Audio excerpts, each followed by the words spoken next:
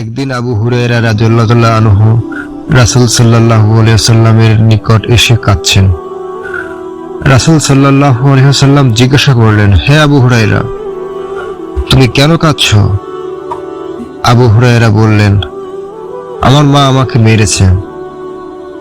রাসূল বললেন, কেন, তুমি কি কোনো বেয়াদবি করেছো? আবু হুরায়রা বললেন, না হুজুর, কোনো বেয়াদবি করিনি। আপনার দরবার হতে বাড়ি যেতে আমার রাত হয়েছিল, বিধায় আমার মা আমাকে দেরিতে আসার কারণ জিজ্ঞাসা করে আমি আপনার কথা বললাম। আর আপনার কথা শুনে মা রাগে আমাকে মারধর করলো আর বলল, হয়তো আমার বাড়ি ছাড়বি, আর না হয় মোহাম্মদের দরবার ছাড়বি।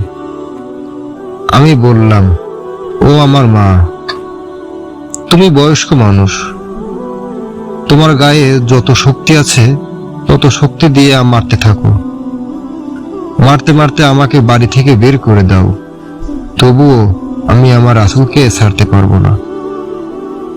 তখন রাসূলুল্লাহ সাল্লাল্লাহু আলাইহি ওয়াসাল্লাম বলেছেন, তোমার মা তোমাকে বের করে দিয়েছে আর এজন্য আমার কাছে নালিশ করতে এসেছো?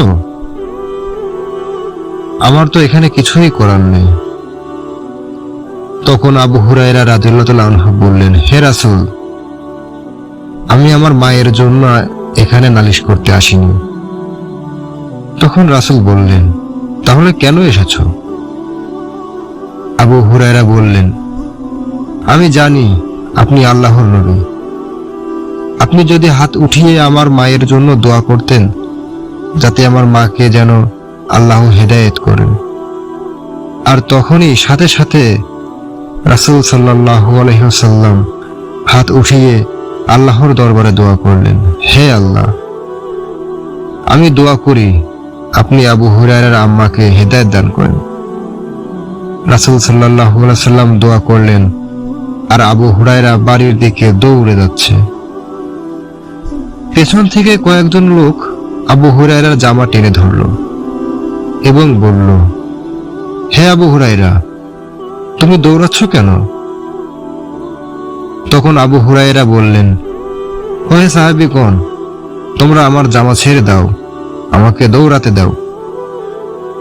আমি দৌড়াতেছি এই কারণে যে আমি আগে পৌঁছালাম, নাকি আমার নবীজির দোয়া আগে পৌঁছে গেছে? হযরত আবু হুরায়রা দরজায় ধাক্কাতে লাগলো।